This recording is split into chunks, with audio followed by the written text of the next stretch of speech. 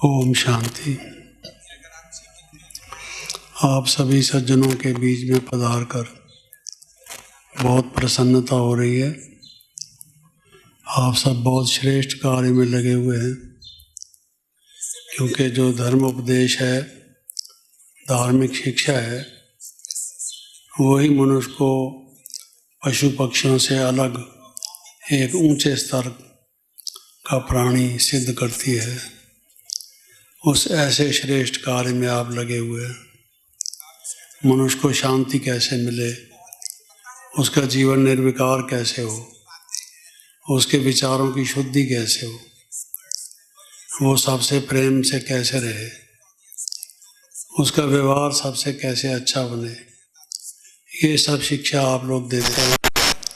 इसलिए नतमस्तक हूँ आपके सामने। आप धन्य हैं।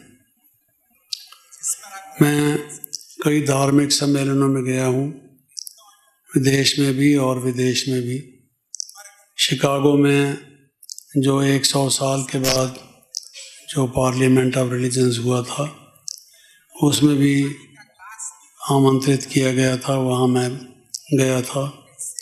दूसरे भी जो सम्मेलन लॉस एंजलिस या और स्थानों पर होते रहे, इसी प्रकार से अपने देश में भी मैंने देखा कि मंच पर बहुत से धार्मिक नेता विराजमान हैं, विभिन्न संप्रदायों के, विभिन्न विचारधारा के और अलग अलग मत की पुष्टि करने वाले बैठे हैं।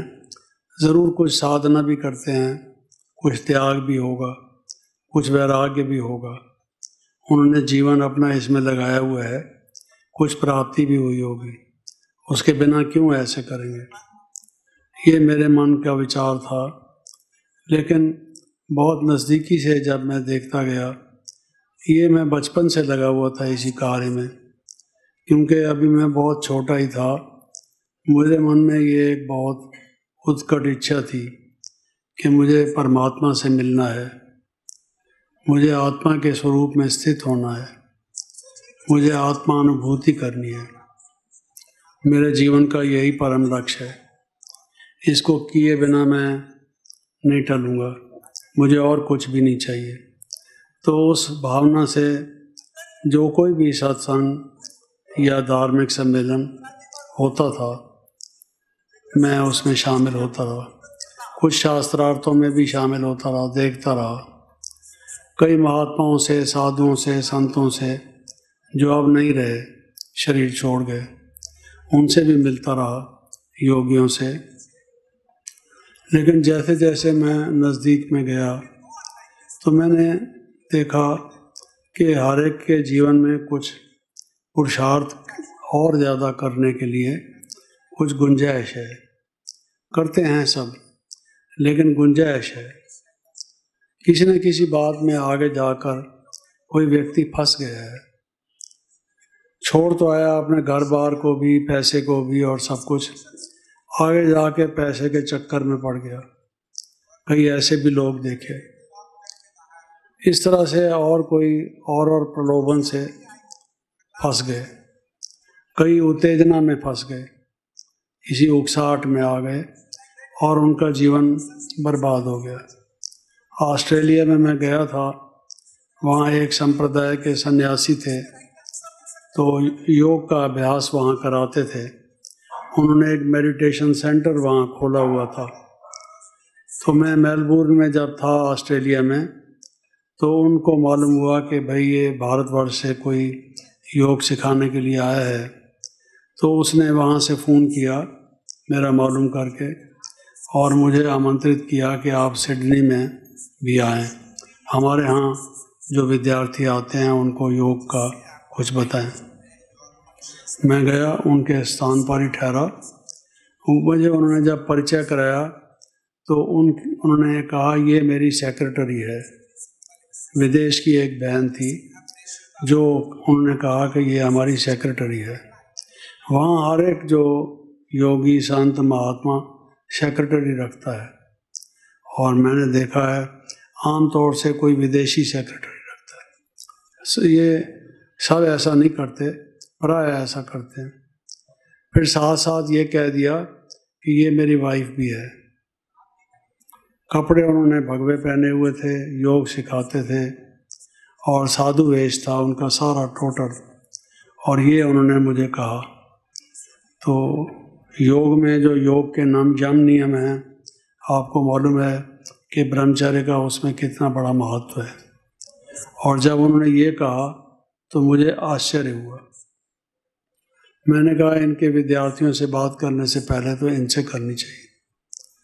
मैंने कहा कि ठीक है, आपने मुझे बुलाया है, मैं इनके सामने भी होगा, पेश होऊंगा और कुछ दो वचन कहूँगा। मुझे आपसे भी व्यक्तिगत रूप से किसी टाइम बातचीत करनी है। मैंने कहा यही हमारी सेवा है। इस व्यक्ति से बात किए बिना मैं चला जाऊंगा तो मेरी सेवा अधूरी रह जाएगी। ये बदलें या ना बदलें, जो सही बात है वो तो इनसे कह के जानी चाहिए। और कौन कहेगा इनसे? क्योंकि आपको मालूम हो, विदेशों में जो कुछ भी होता है पैसे से होता है। अगर कोई लेक्चर भी होगा तो उसकी टिकट होगी, इतने डॉलर लगेंगे। ऐसे भारतवर्ष की तरह से नहीं है कि जिसकी मर्जी आ गए बैठ गए। आपने पंडाल लगा रखा है और हर कोई आके बैठ जाता है, ऐसा नहीं है। वहाँ पर कोई भी आदमी आता है, उसकी फीस है, बिकती है। हर एक चीज़ बिकती है। योग भी बिकता है। मैं पहली दफ़ा गया था 71 में, सन 71 में। मुझे देखकर बड़ा आश्चर्य हुआ कि जो भगवान की दी हुई चीज़ है, भारतवर्ष का जो सबसे अनमोल उसकी जो निधि है, वो भी बेची जा रही है। हमें इस बात से खुशी होनी चाहिए कि अगर योग सीखने से किसी व्यक्ति के लाइफ में परिवर्तन आया है, उसके जीवन में शांति हुई है, उससे हमें आशीर्वाद मिलेगा, दुआ निकलेगी। बस यही हमारे लिए बहुत बड़ी बात है।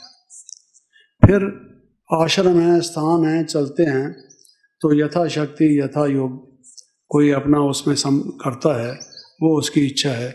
वो भी मांगने की ज़रूरत नहीं है। इस ईश्वरीय विश्वविद्यालय के फाउंडर ने कहा है कि मांगना मरना अच्छा है मांगने से। कभी भी किसी से मांगना नहीं है। हाँ जी, इतने पैसे दो, ये मकान बनेगा, आप इतने पैसे दो। और दर्जे रखे हुए हैं। प्रसाद के भी पैकेट बनते हैं, तो उसके भी ये इतने का प्रसाद है, ये उतने का प्रसाद है। उसे प्रसाद की भी जो भावना उसके पीछे थी वो समाप्त हो गई है। कोई प्यार, कोई आपस में सद्भावना, भ्रातृत्व ना रहकर आप देखते हैं कि मनुष्य कैसा हो गया है। धार्मिक स्थानों पर अगर ऐसा होने लगे तो फिर बाकी लोग क्या करेंगे? तो बनिए, और उसमें फ़र्क क्या रहा बाकी? ये तो सौदाबाजी हो गई एक प्रकार से। खैर, तो मैं ये कह रहा था कि मैं जैसे जैसे नज़दीक आया और देखा मैंने, तो मुझे लगा कि कहाँ जा रहे हैं हम। शायद आप सोचते होंगे कि इसने ये नहीं बताया कि उस व्यक्ति से क्या बात हुई जो सिडनी में था, और मैं छोड़ गया बीच में क्योंकि समय की सीमा है। लेकिन मैं समझता हूँ कि आपकी क्यूरियोसिटी बनी रहेगी, उसको भी थोड़ा सा बता ही दूँ। मैंने उनसे व्यक्तिगत में बात की। बात में तो कुछ समय लगा, कुछ उनकी बात सुनी, कुछ अपनी बात कही। सार मैं ये कहना चाहता हूँ, उसने स्पष्ट रूप से दिल खोल कर मुझे कहा, जगदीश भाई, मैं ब्रह्मचर्य का ही पालन करना चाहता था। ये मेरे जीवन की बड़ी इच्छा थी और मैं जानता हूँ कि योगी के लिए ये अनिवार्य नियम है। फिर मैंने ऐसा क्यों किया? आपने ठीक पूछा मुझसे। मुझे चाहिए था ऐसा कोई पूछने वाला। आपने एक दफ़ा फिर मेरी आत्मा को जगाया कि क्या कर रहे हो तुम। ये अच्छा लगा है मुझे। आपने क्यों पूछा मेरे व्यक्तिगत जीवन के बारे में? ये मेरा अपना मामला है, दूसरा कोई इंटरफियर क्यों करे? ऐसा मैं नहीं कहता। आपने जो पूछा मैं उसकी सराहना करता हूँ, मुझे अच्छा लगा है। लेकिन बात यह है कि मन से मैंने इस विकार को जीता नहीं था। दंभ था, दबाया हुआ था। तो मैं चलता था संसार में, मेरी दृष्टिवृत्ति ठीक नहीं थी, उसमें ब्रह्मचर्य नहीं था। इंद्रियों के रीत से ब्रह्मचर्य का पालन तो करता था, लेकिन बहुत मजबूरी से, लाचारी से। मुझे कोई मार्गदर्शक नहीं मिला जो मुझे सहज ऐसा कोई रास्ता बता दे जिससे ब्रह्मचर्य मुझे लगे यही तो जीवन है, ये नेचुरल लाइफ है। नेचुरल लाइफ नहीं लगी, लगा कि ये कोई ज़ोर ज़बरदस्ती करने की बात है। तो मैंने सोचा कब तक ऐसा करूँगा, बल्कि मुझे ऐसे लोग बहुत मिले जो ये कहते रहे कि कब तक तुम ऐसे करोगे। हाँ जी, जीवन में कोई साथी चाहिए भाई, कोई सुख दुख का देखने वाला चाहिए। और अलग अलग तरीके से लोगों ने मुझे गिराने की कोशिश की। उन्होंने ये नहीं समझा कि मेरा लक्ष्य कुछ अलग है। तो मैं गिर गया और आखिर मैंने फैसला किया कि मैं विवाह कर लूँ। मैंने कर लिया, अब कर तो बैठा हूँ। अब आप मुझे ये बताओ कि कैसे मैं इस चीज़ से छूटूँ, मेरे जीवन में वो पवित्रता हो, मन में वो शुद्धि हो।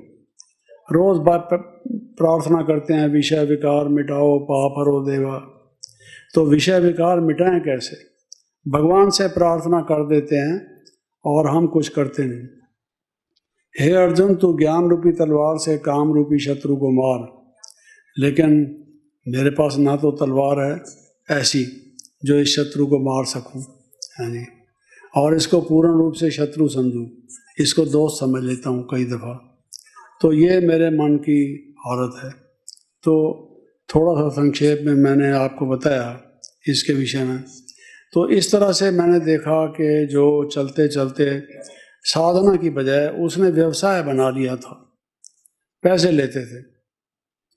और भी कई लोगों के किस्से सुनाऊं, बहुत बड़े बड़े योगी भारतवर्ष के, उनके आश्रम यहाँ भी वहाँ भी पैसे लेते हैं, टिकट अच्छी तरह से लेते हैं। मुझे भी उन्होंने बहुत कहा तुम क्या कर रहे हो, विदेशियों ने हमें लूटा है और आप फ्री दे रहे हो योग, हमारे पास इंडिया में और चीज़ है ही क्या, इससे ही हम लोग इनसे पैसा वसूल करेंगे, ऐसा ऐसा बोलते थे। मैंने कहा भाई ये तो भगवान की देन है, हमारे बुजुर्गों की देन है, ये तो किसी की सेवा के लिए बहुत बड़ा साधन है, आप ये क्या कहते हैं। लेकिन बिगड़ चुके थे। तो अब उन सब बातों को देखकर हम एक बात के ध्यान में, मेरे जो मन में है, संक्षेप में 2-3 बातें वो कहना चाहता हूँ, जो सब में कॉमन है, सब धर्मों में, सब संप्रदायों में। उसको हम लोग अगर ध्यान से करें तो फिर से पवित्रता की हम गंगा बहा सकते हैं, एक दफ़ा सबके मन को निर्मल कर सकते हैं, जीवन सबका सुखी हो सकता है, ये बदल सकता है नक्शा इसका। जो भारत इतना महान था, जिसका इतना गायन था, जो जगत का गुरु माना जाता था, फिर से वैसी उसकी स्टेज हो सकती है। हमारी अपनी जो इच्छा है कि ईश्वरानुभूति हो और हमारा जीवन सात्विक हो और उसमें कोई भी बुरे विचार ना आए, तो उसके लिए भी वो पूर्ति हो सकती है। उसमें एक बात तो ये है कि जितने भी धर्म हैं वो ये कहते हैं दया धर्म का मूल है, पाप मूल अभिमान, दया धर्म का मूल है। ये बहुत कितने अच्छे शब्द लगते हैं। हर किसी भी आप रिलीजन में चले जाएं, प्राणियों पर दया करो, जियो और जीने दो, ये धर्म का पहला सिद्धांत है। अगर मारो काटो किसी धर्म का सिद्धांत है तो धर्म नहीं है, वो मिसनोमर है, गलती है शब्द प्रयोग उस शब्द की। तो मुसलमानों के यहाँ जाएं और रहमानुर रहीम, जो भी आप कुरान का पहला कोई भी चैप्टर खोलेंगे, रहमानुर रहीम, वो परमात्मा, वो खुदा जो है वो रहमान है, रहीम है, रहम करता है। बाइबल में आप देखें गॉड इज़ मर्सीफुल, परमात्मा जो है दयालु है। कोई आदमी जब दुखी होता है, जब कोई उस पर जुल्म करता है, सताता है, उससे बेइंसाफ़ी करता है, बहुत उसको परेशान करता है, तो भगवान को कहता है हे दयालु प्रभु, हे कृपालु प्रभु, आपकी कृपा का हाथ मेरे ऊपर चाहिए। भगवान का जो और गुण हैं, सब लोग जब भगवान के गुणों का वर्णन करते हैं तो उसमें ये दया और कृपा मुख्य रूप से इसका वर्णन करते हैं। तो एक तो मैं ये समझता हूँ ये सब धर्मों में कॉमन चीज़ है। और ये आप देखिए सिख धर्म में हम जाते हैं, सर्वत्र का भला, सबका भला हो। सबका भला कैसे होगा बिना दया किए हुए? हर एक धर्म में ऐसी। तो एक तो अगर जहाँ जहाँ कोई सत्संग करता है, जिसका अपना कोई आश्रम है, धर्म उपदेश दिए जाते हैं, कोई धार्मिक साहित्य लिखा जाता है, तो उसमें इस बात का अगर हम लोगों को बुद्धि में बात बिठा दें कि भाई दया करो, दया करो। इस एक शब्द दया में कई गुण छिपे हुए हैं। गुस्सा मनुष्य का शांत हो जाता है जब कोई व्यक्ति मान लीजिए हमारा अपमान करता है, उत्तेजना होती है, उकसाहट होती है, क्या बोलता है, बिना बुनियाद के हमारे ऊपर इल्ज़ाम लगा रहा है और हमारी बेइज्जती कर रहा है अच्छे लोगों के बीच में, तो मनुष्य को लगता है कि इसको अच्छी तरह से जवाब दो, ईंट का जवाब पत्थर से दो। नहीं, अगर उस टाइम आपके मन में ये आए कि दया करो, इस पर भी दया करो, जो अपकारी है उसका भी उपकार करो, तो देखिए वो शांत हो जाएगा उसी समय। तो ये बात। दूसरा ये हर एक धर्म में है कि हम आत्मा हैं, ये शरीर नहीं है। ये शरीर जो है ये पंचभौतिक है, ये प्रकृति का बना हुआ है, मटेरियल है। आत्मा जो है स्पिरिचुअल है, इससे अलग है, वो ज्योति है, लाइट है, माइट है। मैं वो हूँ, शाश्वत हूँ, अजर हूँ, अमर हूँ, अविनाशी हूँ। तो ये पाठ पक्का अगर किया जाए कि सबको आत्मिक दृष्टि से देखो। कहते तो हो कि हिंदू मुस्लिम सिख ईसाई सब आपस में भाई भाई, माँ बाप तो हर एक के अलग अलग हैं, भाई भाई कैसे हुए? भाई भाई तो आत्मिक नाते से हुए। हम उस एक पिता की संतान हैं, इसलिए हर एक धर्म में यही कहता है। बाइबल में अगर आप देखें, आवर फादर इन हेवन, आए हमारे आसमान में रहने वाले बाप। देखिए हर कोई की मान्यताएं थोड़ी अलग अलग भी हैं, लेकिन परमात्मा को पिता मानते हैं। इसी तरह से तुमेव माता च पिता तुमेव, हे भगवान आप हमारे माता पिता हो, है जी। सिख धर्म में तुम माता पिता हम बालक तेरे, तो भाई तुम हमारे माता पिता हो। तो ये बात भी अगर उनके दिमाग में अच्छी तरह से बिठा दी जाए कि जब हर एक को देखते हो, शरीर को देखते हो, दो आंखें तो तुम्हारी खुली हैं, ये जो तीसरा नेत्र है, ज्ञान का जो नेत्र है, चक्षु है, ये दिव्य चक्षु, ये खोलो, देखो किससे मिल रहे हो। आप मुख से बात कर रहे हो, आत्मा मुख से बात कर रही है, वो सुन रहा है कानों से, आत्मा सुन रही है कानों से। तो ये अभ्यास अगर सबका पक्का किया जाए तो आत्म स्वरूप में अगर स्थित हो, दृष्टि हमारी आत्मिक हो जाए, बजाय देह अभिमान के देही अभिमानी हम बन जाएं, सोल कॉन्शियस बन जाएं, बॉडी कॉन्शियस की बजाय, इसको पक्का करें। कितने हमारे पास आते हैं लोग, हम इसमें खुश होते हैं कि हज़ारों लोग थे, हज़ारों लोगों में से पल्ले किसके पड़ा, बदला कौन, चेंज कौन हुआ, वो किसी से पूछते नहीं हैं। हम बैठकर उसको समय देकर उसका कोई चिट्ठा लेते नहीं हैं और ये समझते हैं कि संख्या बढ़ रही है, लोगों को अच्छा लग रहा है। ये तो वाक विलास है, ये तो एक कान का रस है।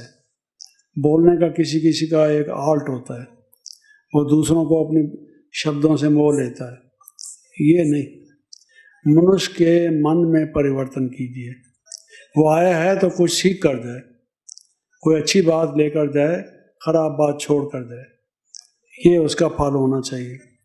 तो ये हमारा एक ध्यान रहे कि हम सबको यही शिक्षा दें, तुम आत्मा हो, आत्मवत देखो सबको। और जब आत्मा है, भाई भाई हैं, तो हमारा माता पिता, पिता कौन है? कहते हैं गॉड इज़ लाइट, अल्लाह एक नूर है, परमात्मा एक ज्योति है, वो अजूनी है, वो की योनि, उसका कोई शरीर नहीं है, वो निरंकार है, उसका जो साकार रूप है नहीं है, लेकिन वो परमात्मा इस प्रकृति की देह में माता पिता के यहाँ से जन्म नहीं लेता है। गीता में भी है कि मेरा जन्म दिव्य है, मैं साधारण मनुष्य की तरह से जन्म नहीं लेता हूँ। तो वो जो अव्यक्त मूर्त परमात्मा है, लाइट है, वो क्या है? लाइट, उसका थोड़ा सा अब आप यहाँ आए हैं, अगर थोड़ा सा ध्यान दें, हम लोगों को जो उसकी कृपा प्रसाद के रूप में मिला है, हम शेयर करना चाहते हैं आपसे। अगर आपको उससे कोई चीज़ मिले, लाभ हो, तो दूसरों को बांटिए।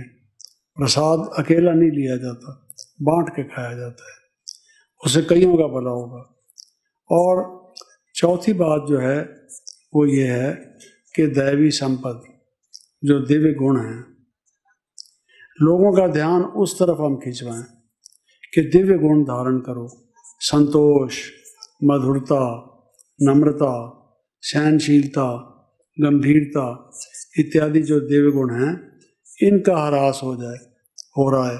ये धर्मग्लानि जिसको कहा जाता है, वो उसके लक्षण यही है कि इनकी जो है ये लुप्त होते जा रहे हैं। इन चार बातों पर अगर सभी धर्म ध्यान देने लगें, सम्मेलनों में भी इस बात की चर्चा हो कि ये कार्य कैसे किया जाए, इसको आगे कैसे बढ़ाया जाए, तो फिर मैं समझता हूँ कि कल्याण जल्दी हो जाएगा।